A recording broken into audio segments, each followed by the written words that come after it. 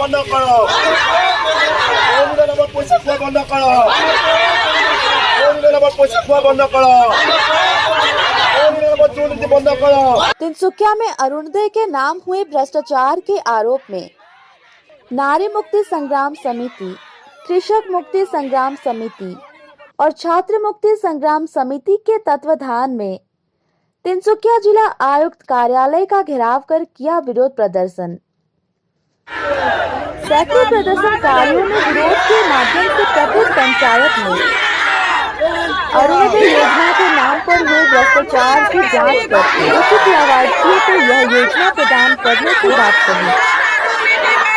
इसके साथ ही प्रदर्शनकारियों ने अरुणोदय व वृद्धावस्था पेंशन में वृद्धि, माइक्रो फाइनेंस ऋणों की माफी तथा शीघ्र सरकारी आवास उपलब्ध कराने की भी मांग की।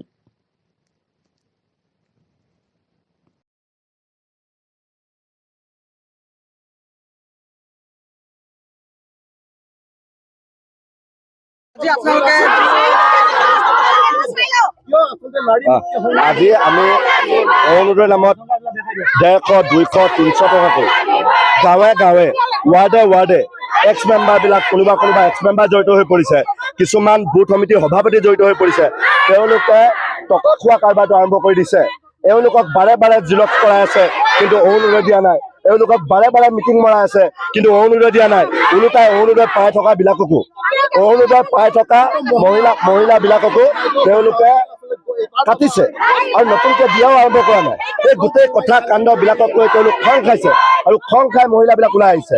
অতি শীঘ্ৰেই অসমৰ ৰেচন কাৰ্ড থকা প্ৰতিটো পৰিয়ালৰ এগৰাকীকৈ মহিলাক অৰুণোদয় দিবতো লাগিবই আৰু লগতে কোনো পাই থকা মহিলাক অৰুণোদয় নামত দি থাকি আকৌ কাটি দিলে নহ'ব।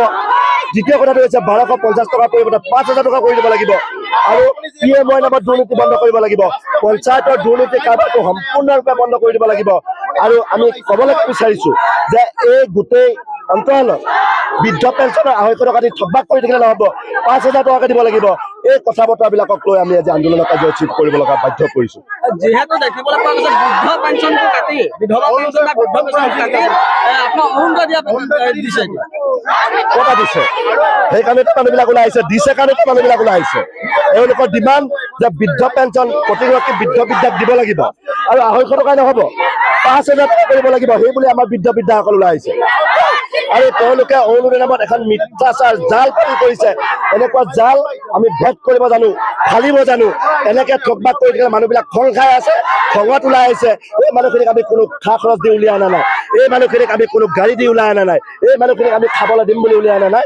এই মানুহখিনিয়ে নিজেই খং ক্ষোভত ওলাই আহিছে আৰু অৰুণোদয় নামত ৰাজনীতি কৰি থাকিলে নহ'ব। সঁচাকে অৰুণোদয় দিম বুলি দিব লাগিব, সঁচাকে বৃদ্ধ পেঞ্চন দিম বুলি দিব লাগিব। ৰেচন কাৰ্ড থকা প্ৰতিটো পৰিয়ালৰ এগৰাকীকৈ মহিলাক অৰুণোদয় দিব লাগিব।